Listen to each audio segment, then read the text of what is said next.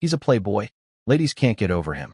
The ship's horn echoed over the harbor as the Azure Star prepared to cross the Atlantic toward Lisbon. Among the passengers, dressed in tuxedos and gowns, was Ethan Ward.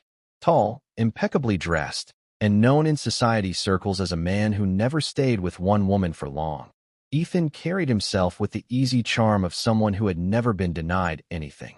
People whispered his name in admiration or disapproval, but he smiled through it all. Elsewhere on the ship was Elena Moore, a singer whose career had taken her across theaters in Europe. Unlike Ethan, she wasn't surrounded by admirers that evening.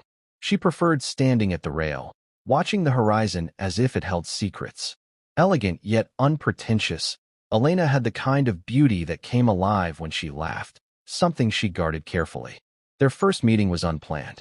Ethan, rushing from a crowded lounge, nearly collided with Elena on deck. She steadied herself with a raised brow. "Do you always sweep women off their feet this way?" she asked, her voice dry but warm. "Only the ones who stand in my path," Ethan replied with a crooked smile. From then on, they seemed to cross paths constantly, at dinners, on the sunlit deck, even in the quiet of the library. Their conversations started light, playful, but soon slipped into something deeper. Elena challenged him in ways no one else did.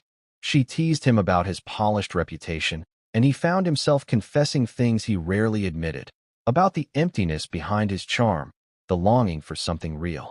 One morning, the ship docked in Portugal, and Ethan insisted she join him on a trip inland. They traveled to his grandmother's vineyard, a place of rolling hills, stone walls, and sunlight spilling over ripe grapes. Grandmother Sophia welcomed Elena as if she had been part of the family all along. Over a meal of fresh bread and wine, Sophia studied the pair with knowing eyes. "You carry yourself like you have everything," she told Ethan softly. "But you've only just found something worth keeping." Elena blushed, but Ethan's gaze lingered on her with a quiet intensity that needed no words. Back aboard the Azure Star, everything changed.